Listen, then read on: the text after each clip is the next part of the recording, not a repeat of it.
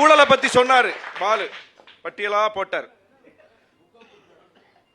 காங்கிரஸ் ஆட்சி காலத்துல அந்த கூட்டணியில் அமைச்சரவையில் இடம்பெற்ற அன்புமணி மருத்துவக் கல்லூரிகளுக்கு முறைகேடா அனுமதி கொடுத்தார்னு சொல்லி சிபிஐ வழக்கு இருக்கு. சிபிஐ யார் சிக்கினாலும் அவங்க பாஜக சிக்கினது தான், ஞாபகம் வச்சுக்கிடுங்க. அதிமுக மேல சிபிஐ கேஸ் இருக்கு, பாமக மேல சிபிஐ கேஸ் இருக்கு, இப்ப தாவேக்காவும் சிபிஐல தான் இருக்கு.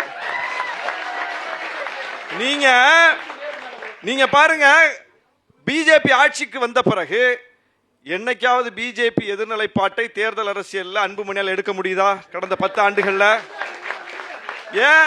சரி, அந்த வழக்கையாவது முடிச்சு அன்புமணி குற்றமற்றவர்னாவது சொல்லுதா பிஜேபி? குற்றமற்றவர்னு சொல்லாது, குற்றவாளின்னு சொல்லாது, அப்படியே வச்சுக்கோ வழக்க.